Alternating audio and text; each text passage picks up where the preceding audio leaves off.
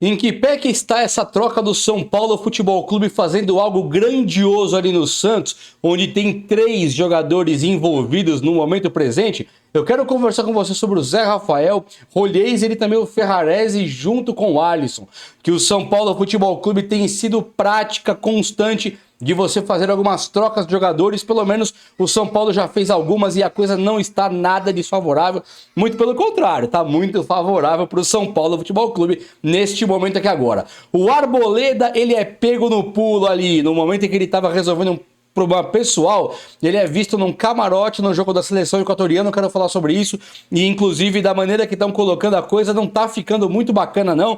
Eu acho que nós temos que fazer um pronunciamento.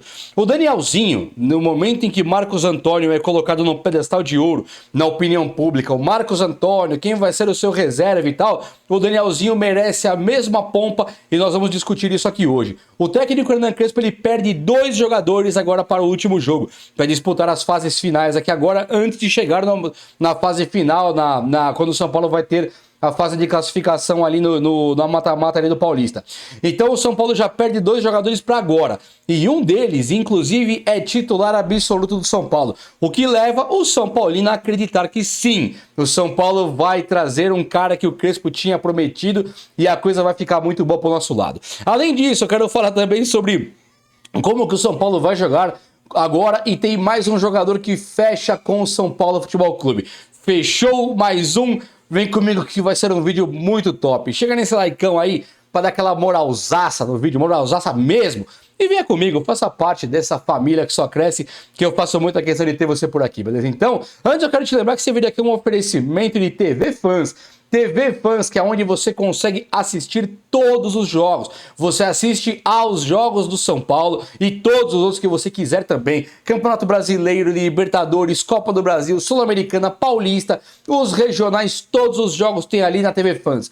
E você conversa com o pessoal por WhatsApp ali, onde eu deixo o QR Code que você vê aqui na tela e também lá no primeiro comentário fixado para você conseguir conversar com eles e descobrir como faz para ter o TV Fans, que é top mesmo. Além dos jogos, tem também os filmes, né? Filmes atuais, filmes top, de qualidade, muito bom. Tem as séries também e tem aquele conteúdo para criançada, que são as séries infantis ali, muito da hora, muito top mesmo. Tá no primeiro comentário fixado e no QR Code. Valeu, TV Fans, tamo junto! Gente, é o seguinte, o São Paulo querendo bater esse rolo aí, antes de falar do rolo, teve o Bobadilha que se machucou, né? Então o Bobadilha ele teve uma pancada no último jogo contra o Grêmio, ele sai ali consternado. O Bobadilha ele sai de uma maneira que ele fica desesperado, porque ele poderia ser a primeira contusão do São Paulo neste ano. Depois que o São Paulo trocou o departamento médico, o São Paulo não fez nenhum jogador sair machucado. O São Paulo conseguiu que ninguém saísse. O Bobadilha que seria o primeiro, ficou constatado uma pancada, não teve nada muscular. Então o Bobadilha dá o espaço agora, ele tá fora do jogo contra a Portuguesa, a Ponte Preta, não vai jogar. No entanto, o Bobadilha não tem uma lesão séria, tá se preparando para os próximos jogos já sim. Mas ele deixa uma vaga em aberto. E para quem que fica essa vaga?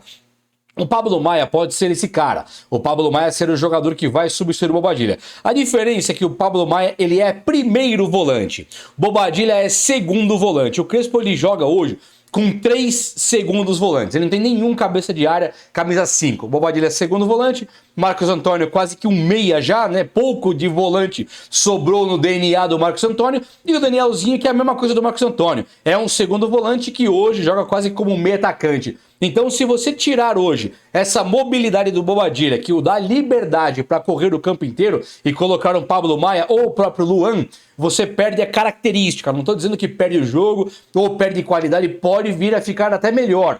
Pode não ficar, perde a característica. A característica do Crespo hoje é bloquear o meio-campo com gente, colocar muita gente e não os jogadores certinho, primeiro volante aqui, segundo aqui, não. Como que é a marcação do Crespo? O Marcos Antônio é um exímio marcador? Não é. Bobadilha é um exímio marcador? Não é. Os caras, eles estão lá, então estão atrapalhando, estão cercando e tem dado certo, né? O meio-campo ficou fortíssimo. Então o Crespo talvez nem coloque o Pablo Maia para jogar e coloque o Jorginho, ou o Negrutti, Felipe Negrutti. O que tá rolando? O Crespo na última coletiva, já falei sobre isso uma vez em outra oportunidade na live, mas vendo a coletiva do Crespo, ele declara sim que os volantes serão Jorginho e também o Negrutti. O Negrutti acaba de renovar o contrato, coisa muito boa. E o Jorginho também é nosso. Então o Crespo ele coloca esses caras para entrar agora. São caras que vão suprir a ausência de Marcos Antônio e Danielzinho. Agora o São Paulo vai com força máxima para encarar a Ponte Preta, porque não vai ter jogo na semana que vem. No meio da semana que vem, o São Paulo não vai jogar, porque é pré-Libertadores. Então agora, contra a Ponte, força máxima, tem que ganhar o jogo. Então Danielzinho e Marcos Antônio devem jogar realmente menos o Bobadilha. Mas e aí, quando começar lá, o brasileiro vai poupar, sul-americano vai poupar, Copa do Brasil vai poupar, como é que faz para poupar um jogador, sendo que você não tem reserva à altura do Marcos Antônio e Danielzinho? É o Jorginho e o Negrutti. O Crespo ele foi assim aberto, ele vazou a informação que nós queríamos saber sobre o Jorginho, porque tinha o Matheus Ferreira e tinha também o Luan, tinha o Alisson, tinha um monte de cara. E aí o Crespo ele sem pestanejar ele falou, é o Jorginho. Então ele pega muito o São Paulo de surpresa. E o Jorginho é um jogador que destacou demais mesmo lá na equipe de base, né? Então agora olhar para o jogador e pensar, vai sair o Bobadilha, talvez não entre o Pablo Maia e sim o Jorginho, não é nenhum absurdo de se pensar. O Crespo pode inclusive colocar ele sim.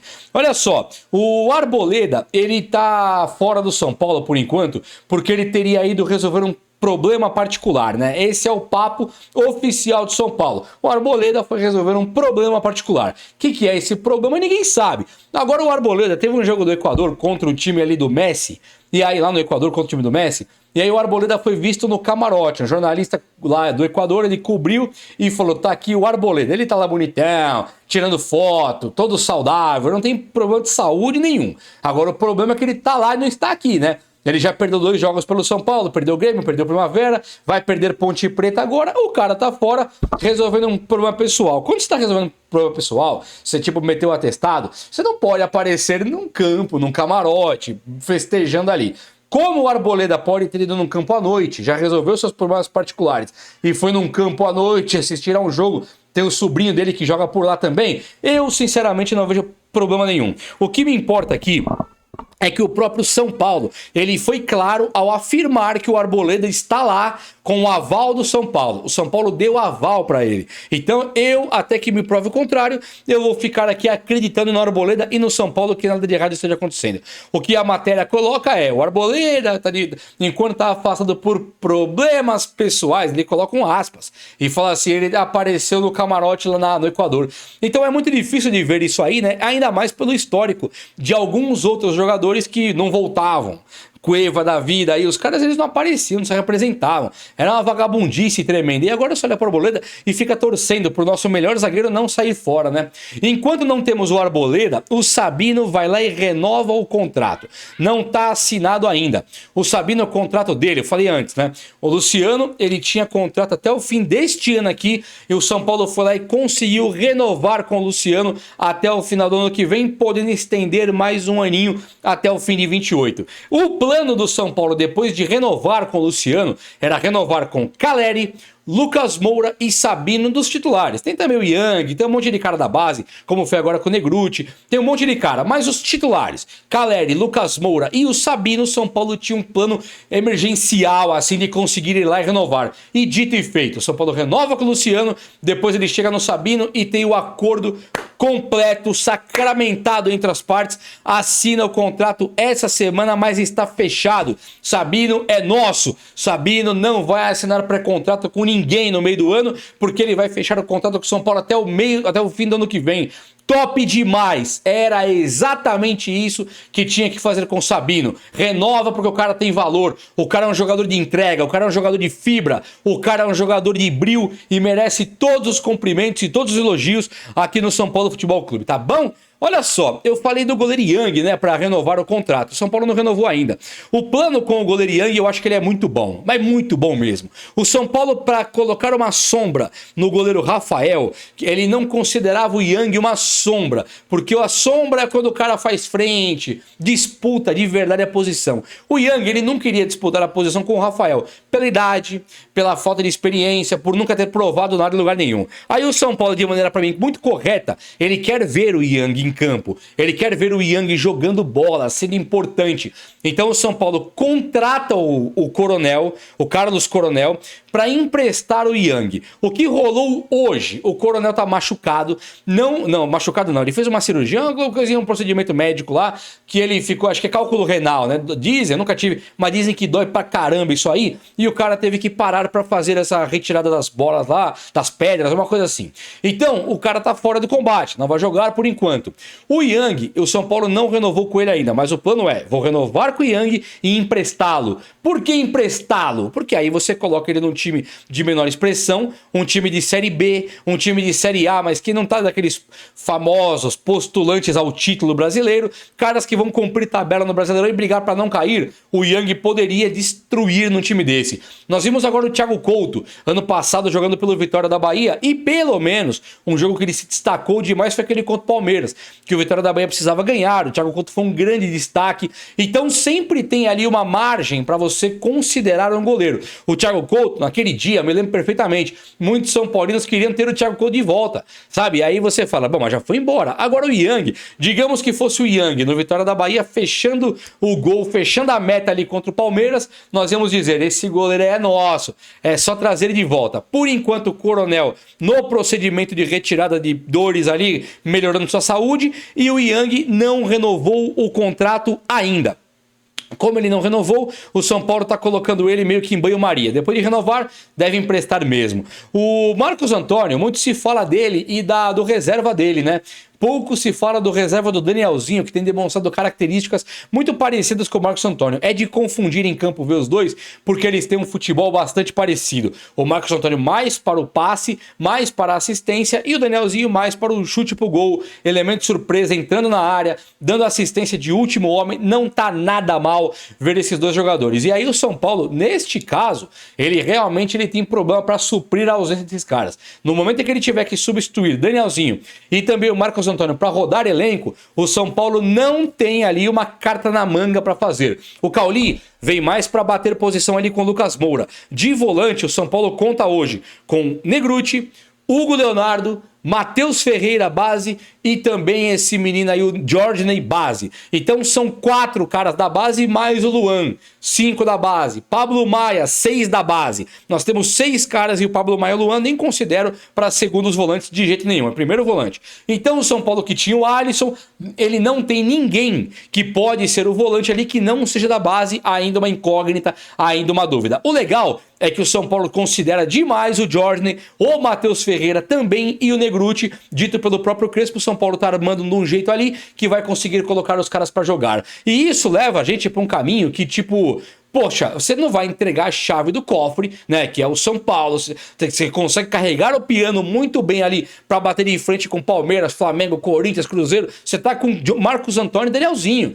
São os caras que conseguem elevar o São Paulo. Aí você tira os dois e coloca o Negrutti e o Jorginho. São caras da base, que não jogaram ainda. É muita responsa. Então o São Paulo deveria se preocupar um pouquinho mais de como vai substituir. Da base, tá maravilhoso, é o que eu quero. Mas é preocupante, lógico. Acho que é um ano decisivo para a história do São Paulo. O Alisson, que era o cara que poderia fazer essa função, segundo volante, ele se destacou demais com o Dorival em 2023, foi até bem com o Carpini em 24, mas aí já era um primeiro volante. O Alisson, ele é carta fora do baralho total. O São Paulino só está esperando ver onde que o Alisson vai parar para nós identificarmos uma grana que viria para o São Paulo ou uma moeda de troca. E o que está rolando é que nos últimos dias, o São Paulino viu o Alisson despertando o interesse do Santos e o Santos tendo ali o Rolheiser, o jogador que era muito interessante para o São Paulino. Só que o Rolheiser, o Santos não quer mandar, porque o Rolheiser é mais novo do que o Alisson e tal. E aí tá aqui, quem que é o cara que tem a idade do Alisson, a experiência para jogar no São Paulo e um cara que faria sim a substituição de Danielzinho ou Marcos Antônio? O nome dele é Zé Rafael. O Zé Rafael, que era o Zé Mitel, de mitagem, que ele imitava muito lá no Bahia. O Zé Mitel, o Zé Rafael, ele foi pro Palmeiras e teve uma trajetória, assim, com muita dor no coração. Ele teve uma trajetória brilhante no Palmeiras, colecionando títulos e importância, protagonismo, um jogador gigante, né? O Zé Rafael no Palmeiras ali, ele foi um dos grandes conquistadores, tanto que quando ele sai do Palmeiras, o Palmeiras não ganha mais nada. Não tem nada a ver uma coisa com a outra, mas por coincidência ou não, quando ele saiu, o Palmeiras não ganhou mais nada. O que tá rolando não é o pau a pau ali, Alisson no Zé Rafael, que o Santos não é trouxa. Ninguém vai pegar um cara encostado no São Paulo como o Alisson e bater um rolo no Zé Rafael, que é titular absoluto. O que tá rolando de novo? O Santos tem interesse em levar o Ferrarese, zagueiro do São Paulo Futebol Clube, que o São Paulo pagou uma fortuna lá pro Grupo City. O São Paulo pagou na casa de 22 milhões de reais pro Grupo City para contar com o zagueiro Ferrarese. O São Paulo, depois de colocar o Ferrarese no time, já tinha. Converse comigo aqui, já tinha o Ferrarese. O São Paulo foi lá e contratou Tolói, contratou Dória e contratou e renovou com o Sabino. Contratou o Alan Franco também depois de ter aí o Ferrarese. Sem pensar, sem pesquisar, eu diria que o Ferrarese hoje, ele depois do Arboleda, ele é o zagueiro mais antigo do São Paulo. O principal antigo é o Arboleda, que chegou em 2017. Salvo engano, foi 2017. Depois do Arboleda, o cara que chegou no São Paulo foi o Ferrarese. E ele é um cara que o São Paulo não consegue usar, apesar de ter pago uma verdadeira fortuna nele. Então, se o Santos bater o pé e disser, eu quero o Alisson, o Santos tem lá João Schmidt e tem o Rolheiser.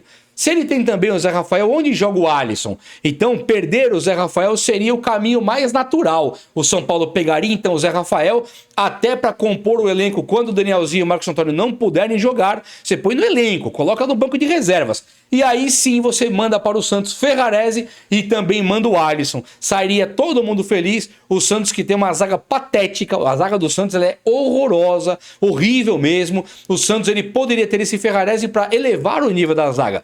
Com relação ao Alisson, o próprio santista não pensa que vai perder tanto assim ao trocar o Zé Rafael, que não jogou nada no Santos até agora, nada, absolutamente nada, pelo Alisson. O papo não é troca no pau Alisson Zé Rafael. O papo é que o Ferrarese ele entra para engrandecer o valor do São Paulo e também colocar volume na troca para poder trazer alguém do nível do Zé Rafael batendo esse rolo. E isso você deve lembrar que o próprio Botafogo queria bater esse rolo no São Paulo e o principal interesse do Botafogo no São Paulo era do próprio Ferrarese. Dito isso, será que o São Paulo não poderia valorizar de verdade o Ferrarese, valorizar de verdade o Alisson ao trazer um Rafael, o Zé Rafael, para vir aqui e ser esse cara que o São Paulino tanto espera? Fala comigo aí, vai. O vídeo de hoje foi esse. Eu espero que você tenha gostado. E se você gostou, chega nesse likeão aí. Tamo junto. Abraço, meus amigos. Até a próxima.